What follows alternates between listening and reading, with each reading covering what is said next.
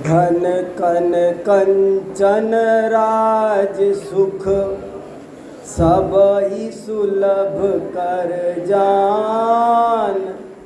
दुर्लभ है संसार में एक यथार्थ ज्ञान।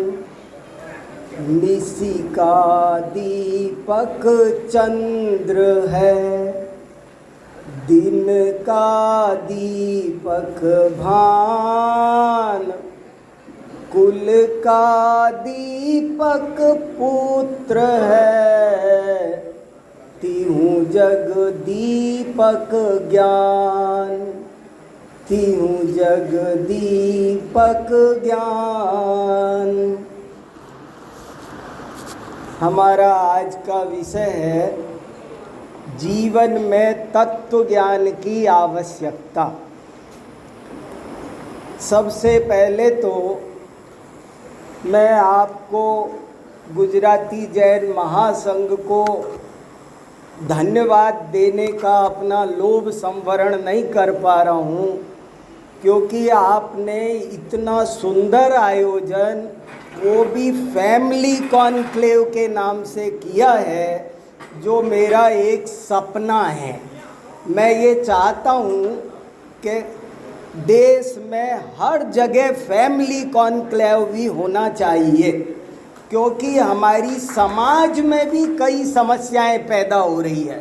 घर घर में, पति पत्नी में, बच्चों में कई तरह की प्रॉब्लम्स, उनके शादी ब्याह में। मैं कभी उस विषय पर भी आपसे अलग से बात करूँगा, लेकिन मैं ये चाहता हूँ कि इस तरह के फैमिली कॉन्क्लेव, वो भी बहुत अच्छे धार्मिक जगह पर, इस तरह से सारी फैमिलियाँ आपस में इकट्ठी हों, उनमें एकता, सौहार्द, समन्वय, प्रेम भाव जागृत हो। अगर थोड़े से बच्चे भी यहाँ पर आ जाते और आनंद आ जाता, तो उन बच्चों को भी आप लोग लाया करिए, और फैमिली कॉन्क्लेव के बहाने हम जैन समाज को भी, इसके भविष्य को भी बहुत शानदार बनाएंगे।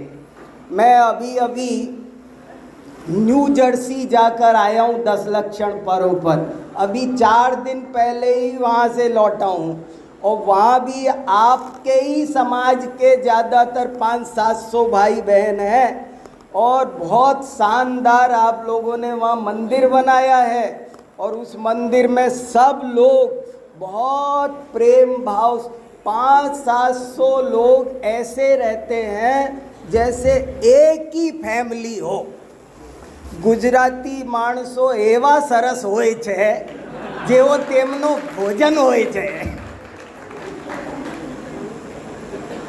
बहु सरस लागे छे।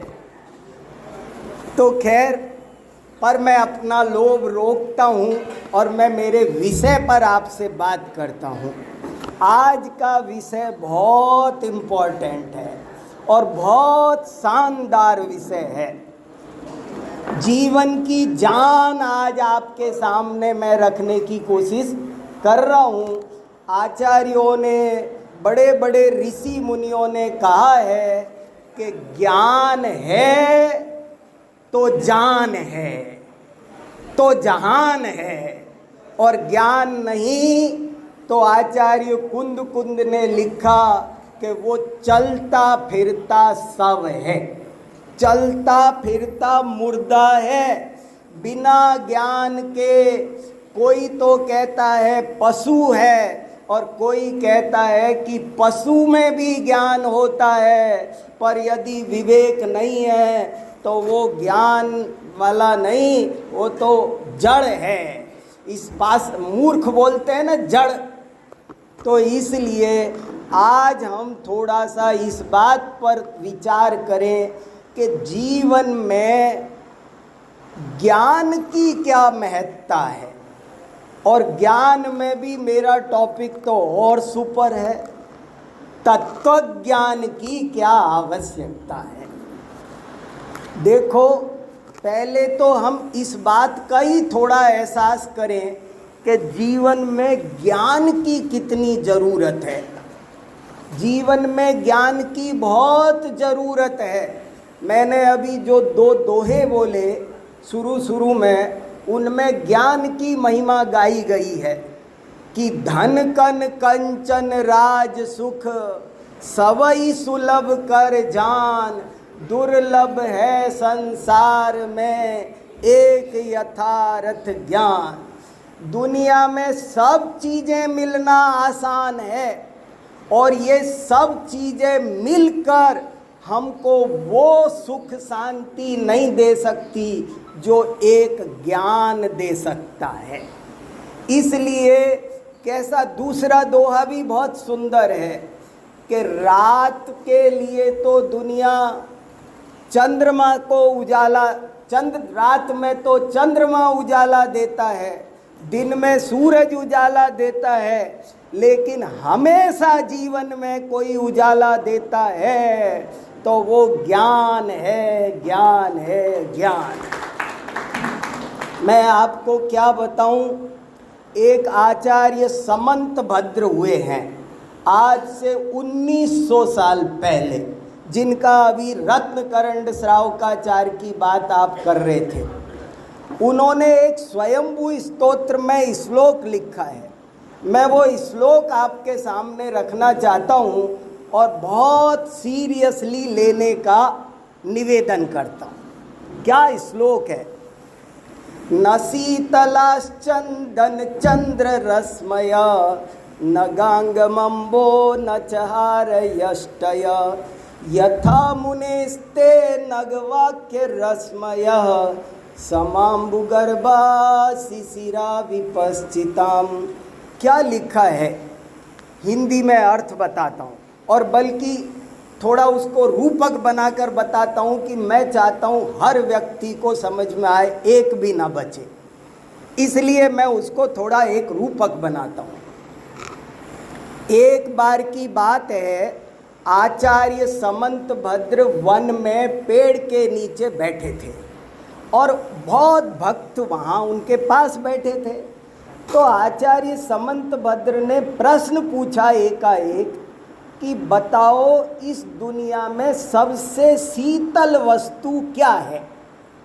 सबसे शीतल वस्तु इस विश्व में क्या है? तो एक किसान बैठा था, हाथ ऊंचा करके बोला, गुरुदेव ये वट वृक्ष की छाया दी बेस्ट है।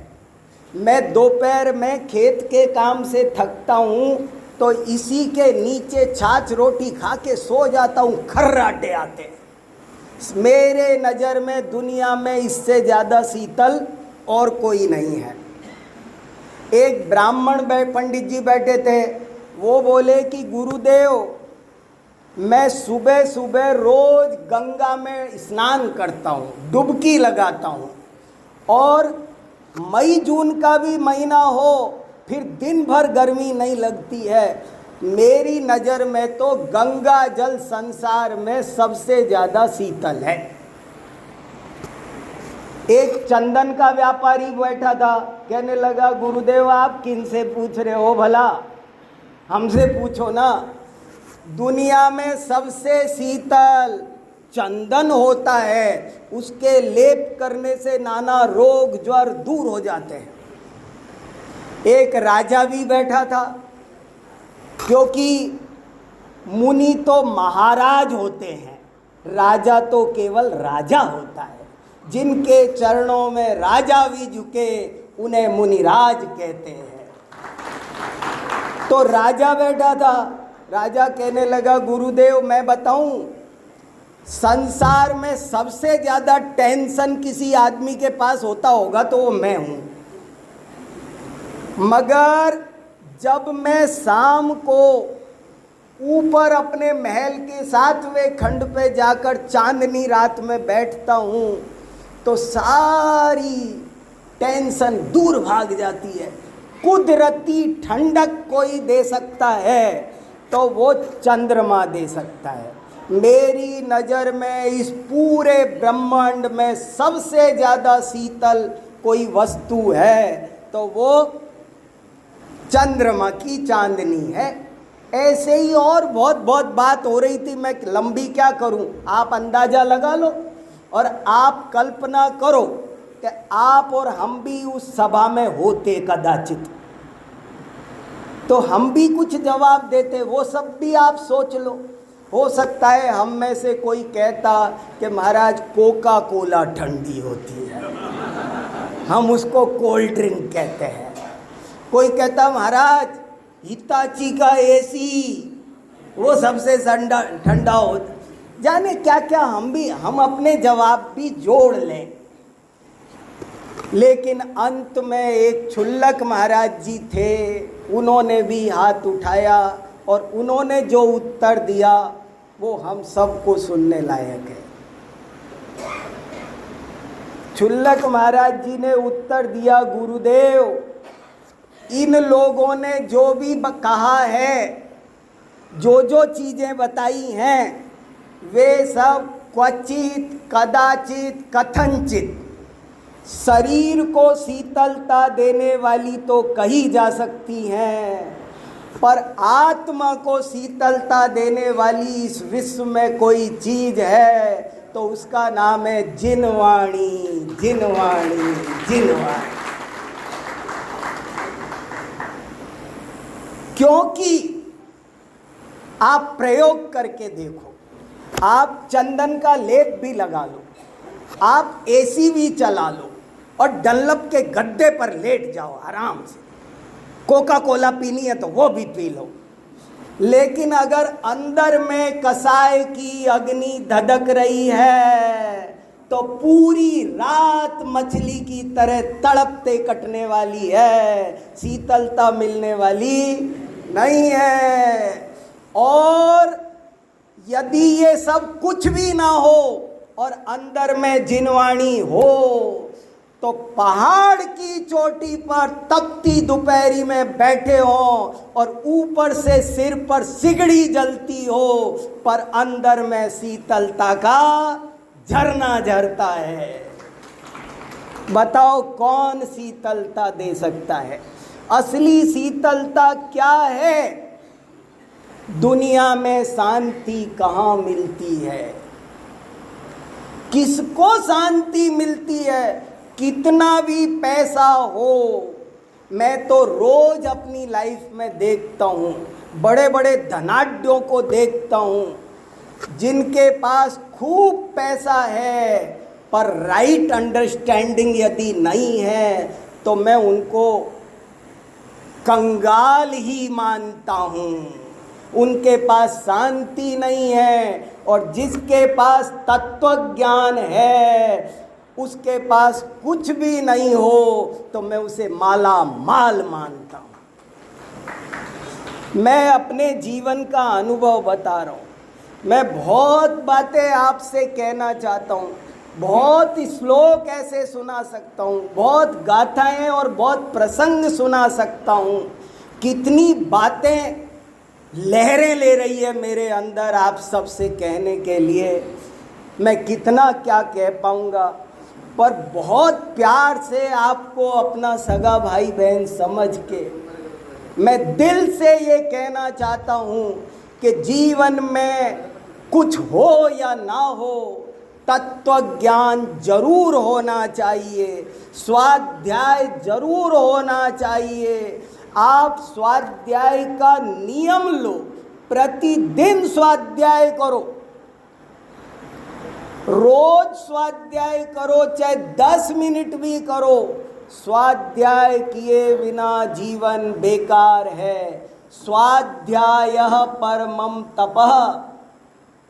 आत्मा पवित्र होती है ज्ञान से, आत्मा पवित्र होती है तत्व ज्ञान से, और कोई उपाय नहीं है। बाहर में कितना शैम्पू लगाओ, कितना नहाओ, इससे हम पवित्र नहीं होते हैं। हम पवित्र ज्ञान जल से होते हैं। कितना भोजन करें हम उससे पुष्ट नहीं होते हैं, ज्ञानामृतम भोजनम से हम पुष्ट होते हैं।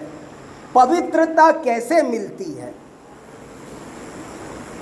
महाभारत में एक प्रसंग आता है कि एक बार पांचों पांडव श्री कृष्ण के पास गए और कहने लगे हम गंगा स्नान को जा रहे हैं, आप भी हमारे साथ चलो। तो श्री कृष्ण बोले कि इस समय मैं बहुत बिजी चल रहा हूँ, मेरे पास टाइम नहीं है, तुम जाओ। बोले नहीं, आपको भी चलना है, चलना पड़ेगा।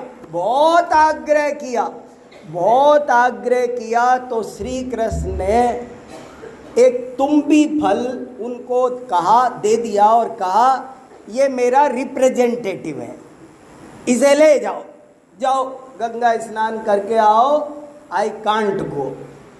तो वो चले गए पांडव तुम्बी फल को लेकर के। जब वहाँ गए और नहा रहे थे, तुम्बी को सिर पर रखकर, श्री कृष्ण का रिप्रेजेंटेटिव है, तो पांचों पांडव उसको लेकर डुबकी लगा रहे थे। तो घाट पर बहुत लोग थे और उन बहुत लोगों ने कहा ये क्या है श्री कृष्ण, जरा भाई साहब 1 मिनट देना, भाई साहब 1 मिनट मुझे भी देना। और लाखों लोगों ने वो तुम्बी ले ले करके डुबकियां लगाई। जब वो डुबकियां लग गई, गंगा स्नान पूरा हो गया, पांडव लौट करके आए। जब लौट कर आए तो श्री कृष्ण ने समाचार पूछे कि कैसा रहा आपका। तो कहने लगे बहुत अच्छा रहा, और हम सब ने तो एक एक बार डुबकी लगाई, आपकी इस तुम्बी ने तो लाखों डुबकियां लगाई। श्री कृष्ण बोले तब तो ये बहुत पवित्र हो गई होगी, लाओ 1 मिनट, थाली लाओ, चाकू लाओ, टुकड़े करते प्रसाद बनाकर सबको दिए। तो जैसे ही टुकड़े हो तो कड़वी होती है, सब थू थू करने लगे। जब थू थू करने लगे तो श्री कृष्ण ने एक वाक्य बोला, वो महाभारत में लिखा है कि सुनो, चर्म धोने से कर्म नहीं धुलते हैं, यदि सच्चा स्नान करना हो। क्या क्या बात लिखी है, देखो तो सही, बड़ा अच्छा श्लोक है, सुना देता हूँ।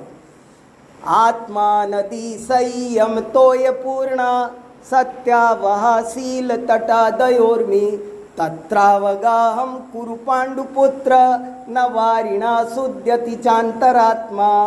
अरे पांडवों, आत्मा रूपी नदी में ज्ञान गंगा का जल भरा हुआ है, तुम इसमें डुबकी लगाओ, तुम्हारी अंतरात्मा इससे पवित्र होगी। अरे गंगा शब्द का मीनिंग ज्ञान है, गंगा शब्द ज्ञान का पर्यायवाची है। साची तो गंगा है वीतरागवाणी, जिनवाणी को गंगा कहा है। और फिर गीता में भी लिखा, नहीं ज्ञानेन सदृशम किंचित पवित्रम इह विद्यते। नहीं ज्ञानेन सदृशम पवित्रम, ज्ञान से ज़्यादा पवित्र वस्तु इस संसार में दूसरी कोई नहीं है। जीवन में असली शक्ति कोई है। पंचतंत्र का नाम सुना होगा आपने। पंचतंत्र में 500 कहानियां हैं, हितोपदेश पंचतंत्र आदि में। और उन 500 कहानियों का एक लाइन में सार बताऊं आपको, एक लाइन में। सब कहानियों के अंत में अक्सर एक वाक्य मिलता है, बुद्धिर यस्य बलम तस्य। जिसके पास बुद्धि है वो बलवान है। दुनिया का कोई अस्त्र शस्त्र जो काम नहीं कर सकता, जो काम ज्ञान कर सकता है। और हजारों कहानियां हैं, आप पढ़ के देख लेना, मुझे समय नहीं है सब सुनाने का। लेकिन वो सब बात मैं ये बताना चाह रहा हूँ कि लोक में भी, लोक जीवन में भी ज्ञान काम आता है। एक खरगोश शेर को पराजित कर सकता है, कैसे? इससे, ज्ञान से। ज्ञान से सब काम संभव है। इसलिए और लोक में भी सारे काम ज्ञान से होते हैं। आप कल्पना करो कि ये जो गाड़ी ट्रेन होती है, ट्रेन का एक पहिया एक आदमी उठा नहीं सकता आसानी से, और वो 50 डिब्बों की गाड़ी को 150 किलोमीटर की रफ्तार से दौड़ा लेता है। कैसे? इससे ये हवाई जहाज उड़ता है। अभी मैं बैठ के आया, 600 सवारियां थी, 2 समुंदर उड़ के आया, 13,000 किलोमीटर लगातार 16 घंटे। कैसे उड़ के आया? आप एक कंकड़ तो उड़ा के दिखा दो। और वो कैसे उड़ के आया? इससे दुनिया में सब काम करने, अरे भाई साहब, झाड़ू लगाने के लिए भी ज्ञान चाहिए। झाड़ू लगाने के लिए भी कैसे? अरे जिधर से हवा आ रही है उधर ही लगा दे तो लगाते रहो शाम तक, कभी झाड़ू लगाने के लिए मैं सब चीज आपको बता सकता हूँ। बाल कैसे कटते हैं? कैंची कंघे से नहीं। कैंची कंघा आपको दे दूं, काट दोगे? नहीं, ज्ञान से कटते हैं। रोटी किससे बनती है? ज्ञान से दुनिया का हर काम ज्ञान से होता है। गाड़ी कैसे चलती है? पेट्रोल से। मैं देता हूँ आपको, पेट्रोल डाल के गाड़ी चला दो। अरे ज्ञान से चलती है। ज्ञान नहीं हो तो पूरी गाड़ी खड़ी रहेगी, आप चला सकते नहीं है। हर काम ज्ञान से होता है। जब लौकिक जीवन में भी ज्ञान की आवश्यकता है तो जैन धर्म तो विशेष रूप से ज्ञान प्रधान है। जैन धर्म तो विज्ञान है, ये तो साइंस है, ये तो लाइफ साइंस है। ये जो आज विज्ञान जो बातें कह रहा है, ये बातें हजारों साल पहले जैन धर्म कह रहा है। आज कह रहे हैं कि भाई रात में भोजन करने से किडनी पर वजन पड़ता है, वो फेल होती है, ये होता है, अमुक होता है, ढमका। हमने पहले से कह रखा है। पानी शुद्ध पियो, ये बात पहले से कही है। आज हर आदमी कमंडल की तरह बोतल लेके घूमता है, सबके हाथ में आ गए। मैं छोटा था तो पानी छान के कभी किसी स्टेशन पर पी लूं तो अगल बगल वाले हंसी उड़ाते थे। अब आज सबके हाथ में कमंडल आ गए। क्यों आ गए? जैन धर्म में आज कोरोना पीरियड ने बताया ना दुनिया को, तो जैन धर्म तो ज्ञान प्रधान है, विशेष रूप से ज्ञान प्रदान है। इसलिए यहाँ तो 60 आवश्यकों में पहला काम है स्वाध्याय करो। स्वाध्याय को परम तप कहा, और पूजा से भी बढ़कर बताया है शास्त्रों में। सुनो, एक गजब की बात बताता हूँ आपको। पूजा भी जरूरी है। मैं तो ये एक नियम दिलाता रहता हूँ, कभी कभी कोई मेरे से पूछे ना, वैसे मैं और नियम नहीं दिलाता, लेकिन एक नियम कभी कभी मैं दिलाता हूँ। क्या? भजन बिना भोजन नहीं और स्वाध्याय बिना शयन नहीं। यदि ये नियम ले लो तो सारी समाज की उन्नति हो जाए, अपनी आत्मा की उन्नति हो जाए। क्या नियम है? बहुत बढ़िया इम्पोर्टेंट नियम है। क्या? भजन बिना भोजन नहीं। सब व्यक्ति ले लो, जब भी भोजन करने बैठो तो सबसे पहले अपने आप से सवाल पूछो कि आज मैंने भगवान का भजन किया कि नहीं, और यदि नहीं किया तो रुक जाओ। अभी तुम्हें भोजन करने का अधिकार नहीं है। पहले भजन करो, चाहे 9 बार नमोकार मंत्र ही बोलो, मंदिर जा सको, पूजा कर सको, अष्टद्रव्य से कर सको, अभिषेक कर सको तो बहुत अच्छा। ना कर पाओ तो 2 मिनट का ही सही, पर 2 मिनट की पूजा किए बिना भोजन मत करो। और स्वाध्याय बिना शयन नहीं। जब शाम को सोने लगो तो ऐसे नहीं धड़ाम से गिर गए बिस्तर पे, ऐसे नहीं। पहले रुको, 1 मिनट, अपने से एक सवाल करो, क्या आज मैंने स्वाध्याय कर लिया? और यदि उत्तर आता है कि नहीं, तो समझ लेना ये गद्दा नहीं है, इस पर 11,000 वोल्ट का करंट चलता है। लेटना नहीं, खतरनाक है, ऐसे नहीं लेटना। क्यों नहीं किया? सारा दिन बीत गया, क्यों नहीं किया? अब करो, पहले स्वाध्याय करो, चाहे 2 ही लाइन पढ़ो, पर स्वाध्याय करोगे तो ही सोने का अधिकार है। तो मैं ये बात कहता रहता हूँ, भजन बिना भोजन नहीं और स्वाध्याय बिना शयन नहीं। यदि आपने ये नियम ले लिया तो आपका जीवन इतना मंगलमय हो जाएगा कि दुनिया की कोई ताकत आपके जीवन को दुखी नहीं कर सकती। आप कभी दुखी नहीं होंगे अगर ये 2 नियम ले लिए तो। भजन बिना भोजन नहीं, स्वाध्याय बिना शयन नहीं। और एक आचार्य ने तो ऐसा लिखा कि पूजा से भी बढ़कर प्रवचन है। क्यों है? क्यों है स्वाध्याय? क्यों है? देखो क्या फर्क होता है पूजा में और प्रवचन में। मुझे स्वाध्याय की रुचि क्यों लगी? अभी मैं कुछ नहीं करता हूँ, 24 घंटे स्वाध्याय के अलावा कोई काम नहीं है मेरे पास, और मेरा इसमें मन लगता है, बहुत लगता है। कितने घंटे बीतते मुझे पता नहीं है, मेरे पास कोई और मतलब नहीं है मुझे। एक आचार्य ने लिखा कि सुनो, जब भक्त बोले और भगवान सुने तो उसे कहते हैं पूजा, लेकिन जब भगवान बोले और भक्त सुने तो उसे कहते हैं प्रवचन। समझ में आया स्वाध्याय में और पूजा में क्या फर्क है? तो अब बताओ विच इज बेटर, कौन सा ज़्यादा बढ़िया है? हम भगवान को क्या सुनाएंगे? हम 4 गति में घूम के आए, वो कहेंगे पता है।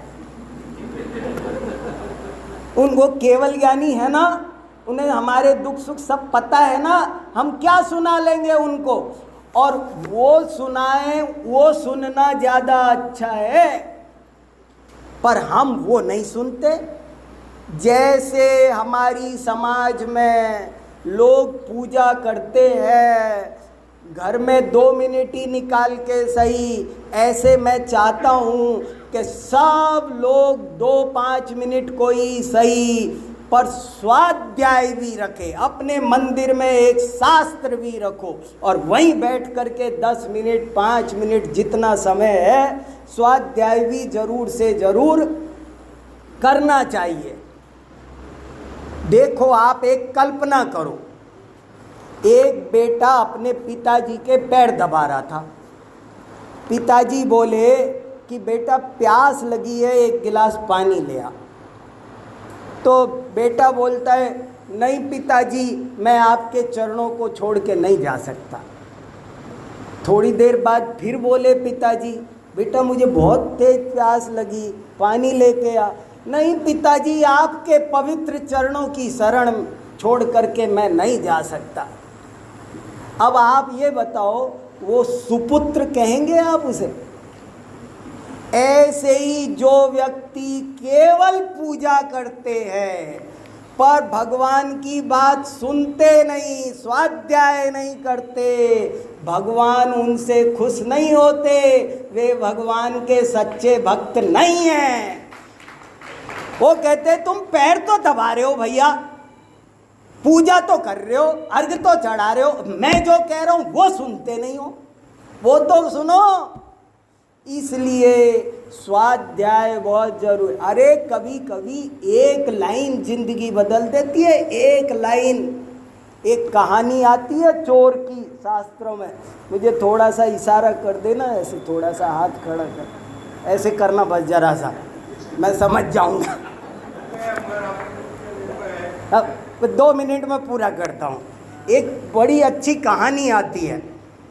एक चोर था, तो उस चोर के पिताजी चोर थे, वो भी मरने लगे। जब मरने लगे तो वो बेटे ने कहा, पिताजी आप मर रहे हो, मैं क्या करूँगा, कैसे मेरी ज़िंदगी चलेगी। बोले कुछ नहीं, एक ही काम करना है बेटा तुझे, कभी स्वाध्याय सत्संग में मत जाना, बस बढ़िया चलेगा तेरी जीविका फर्स्ट क्लास चलेगी, कभी स्वाध्याय सत्संग में मत जाना, बस अपना यही काम है। तो पिताजी मर गए और बेटा स्वाध्याय सत्संग से कोसों दूर रहता था और बढ़िया A1 चोर बन गया, टॉप का। एक दिन की बात है, वो रात को चोरी करके लेके आ रहा था, तो रास्ते में वही रास्ता था और लोग स्वाध्याय कर रहे थे, सत्संग कर रहे थे। उसने निकलने का कोई रास्ता नहीं, माथे पे भजन है, अब क्या करे। तो उसने बहुत कोशिश की कि मैं ना सुनूं। उसने बहुत कान ऐसे वैसे कान में उंगली दी, ऐसे पोटली छोड़ के उंगली दी, लेकिन फिर भी उसके कान में एक बात आ गई, देवों के छाया नहीं होती है। ये लाइन उसने सुन ली और भागता भागता घर चला गया। अब वो इतना मोस्ट वांटेड हो गया गवर्नमेंट का कि वो चोर कहाँ है, पकड़ में नहीं आता है। तो कोई गुप्तचर उस चोर के घर भेजे गए और वो गुप्तचर कहते हैं, हम स्वर्ग से आए हैं, देव हैं, तुम अपने बारे में सब कुछ सही सही बताओ, हम तुम्हें बड़ा अवार्ड दिलाएंगे पावागढ़ में। तो बोले, तो वो बताने वाला था, अच्छा स्वर्ग से आए, मेरी चोर कला के प्रशंसक है। लेकिन इतने में ही उसने देखा इनकी तो छाया पड़ रही है, ये देव नहीं है, कोई छुपे हुए हैं। और उसने नहीं बताया। फिर पता चला कि ये तो राजा के ही गुप्तचर थे, मैं पकड़ा जाता आज फांसी हो जाती। तो उसने सोचा, एक लाइन ने आज मौत से बचा दिया, तो सारी लाइनें कितनी अमृत होगी। और वो जीवन में स्वाध्याय में लग गया। आप सबसे मेरी हाथ जोड़कर प्रार्थना है, अपने जीवन को सुंदर सुखमय मंगलमय बनाना हो तो स्वाध्याय का नियम ले लो भैया। जय Jinendra. Thank you. Thank you. समय थोड़ा कम पड़ा, शाम को भी अच्छे से सुनेंगे आपको।